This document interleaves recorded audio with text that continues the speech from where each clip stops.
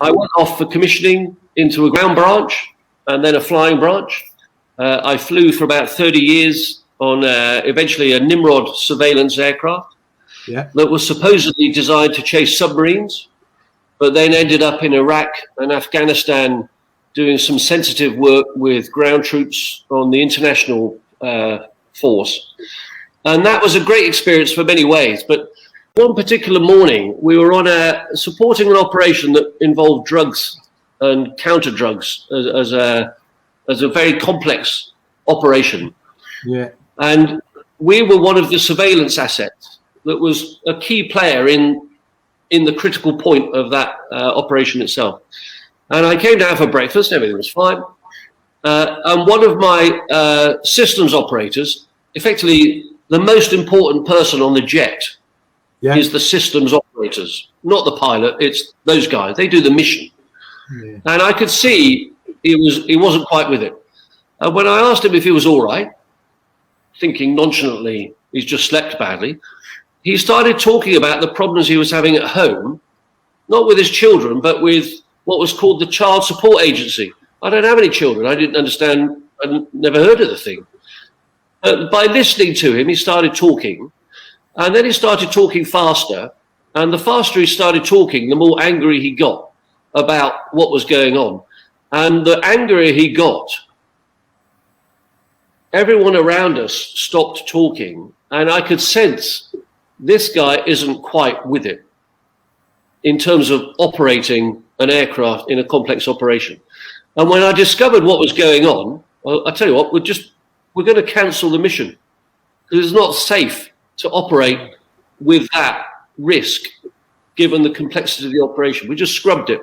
So, and that led me to, it was the realization of, it was probably the early stage of my career of realizing other people, unlike my background, actually have got some complex stuff going on in their lives that I've never experienced or wouldn't really appreciate or understand.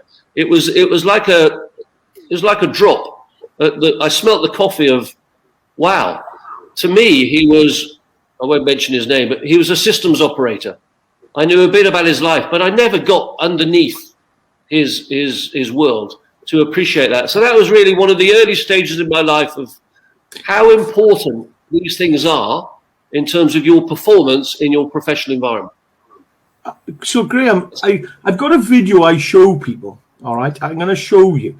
And I'm just wondering, did the individual sound like this man in the video? Because the video that Crossrail done, because Crossrail and construction, you know, we're losing people to suicide 2 a day at the moment. And it's a massive problem we've got. We're trying to highlight, you know, it's all right to talk, but did the guy sound like this?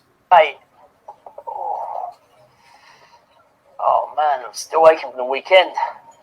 I used to with the keeper. What did you get up to? I've spent the last 48 hours staring at a wall. Linda, you know, she's gone and left me. The banks, well, they're moving in on the house, and you know, my daughter, she barely speaks to me anymore. To be honest with you, mate, I think I'm this close to ending it all. Hello, Gary. Yeah. Good weekend? Yeah. Pretty quiet. Just pottering, really. Yeah.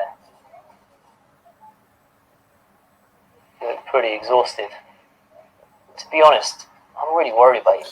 So I just wanted to show you that because what a lot of us do, we hold it within, and that's what we feel like. And when you said, you know, he started talking, getting louder, when you said that, I went, ooh, yeah, I got a video for that. And I think I know what you're on about because I do that inside, but I block it off and I just go, nobody wants to know about this, a burden.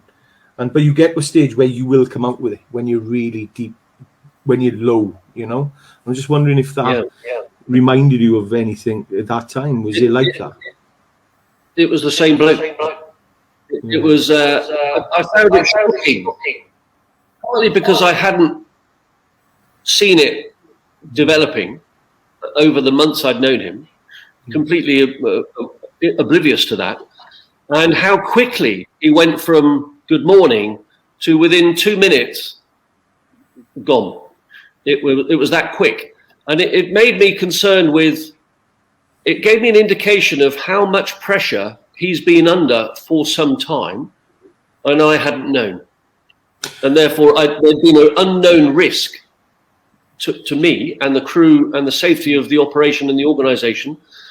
There's so many things that came out of it that were good, but also negative. But as an education, it took that to help me understand or start getting more interested in mental health. Because before that, to me, it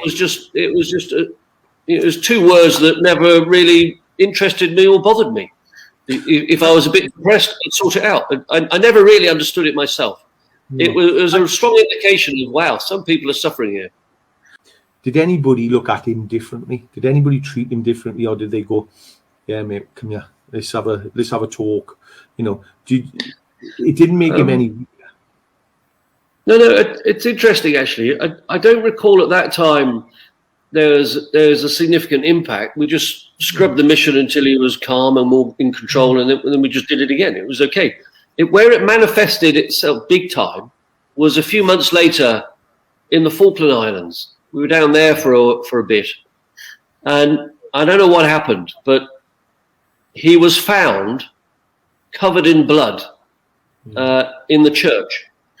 He'd lost it to the extreme.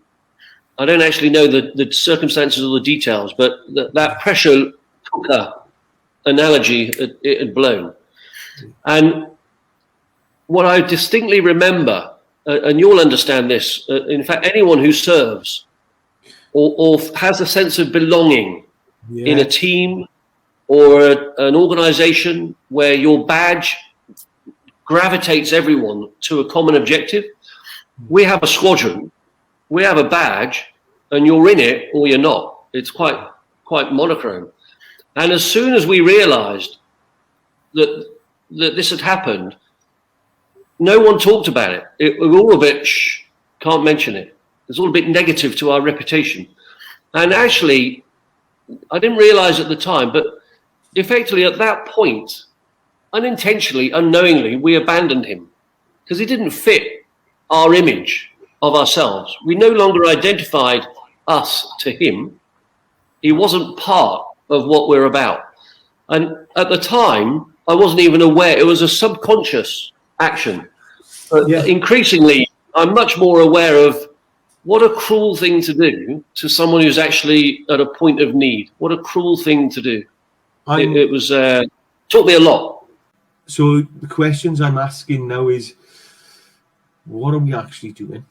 And there's a lot of veterans out there asking the same questions. You know, we've got all the charities out there, as you know yourself, Graham, which are, we got over 1,800 charities, and they all got their own, doing their own thing. And it's over £800 million, and we can't actually put a 24/7 helpline in for veterans or military personnel, because a veteran talking to a veteran is much better than a veteran talking to somebody on the other end of the phone who they don't want to talk to because they haven't got that rapport. We know how to talk to other veterans. We know how to talk to other people, because we're still family. We've still gone through the same. And we have a bit of banter, don't we? You know, when we're down, we have a bit of banter and we take the mick out of each other. So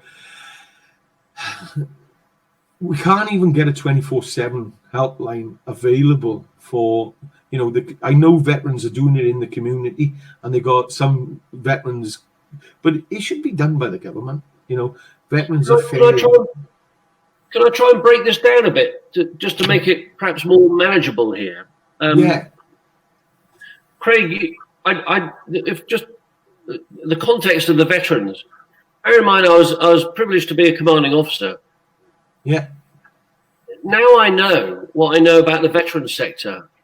As a point of education, I wouldn't have believed it as a commanding officer. I just wouldn't have believed it was that bad. I just wouldn't have believed it. I couldn't believe that the United Kingdom would find itself in such a clumsy position, such a clunky architecture that has been allowed to grow over years, that I, as a commanding officer, believed that when I send my troops off to that organisation, I truly believe they're in the best hands. I truly believe that.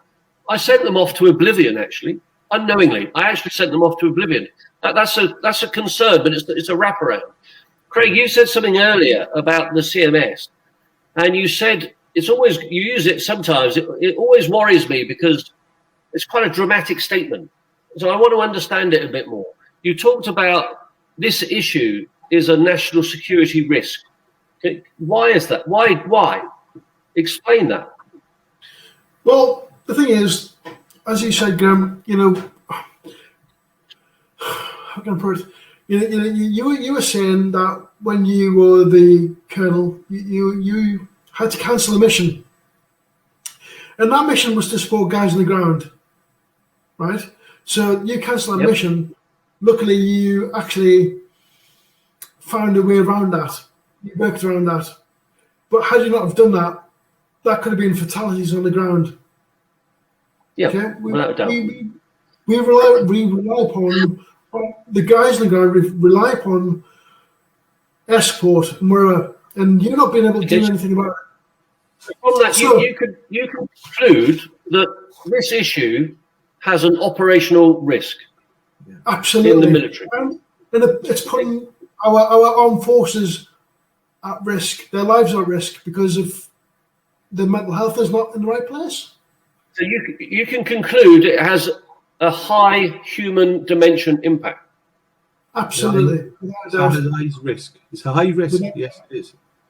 Yeah. And I guess you can conclude that it has a disproportionate fiscal impact relative to the issue itself. Absolutely.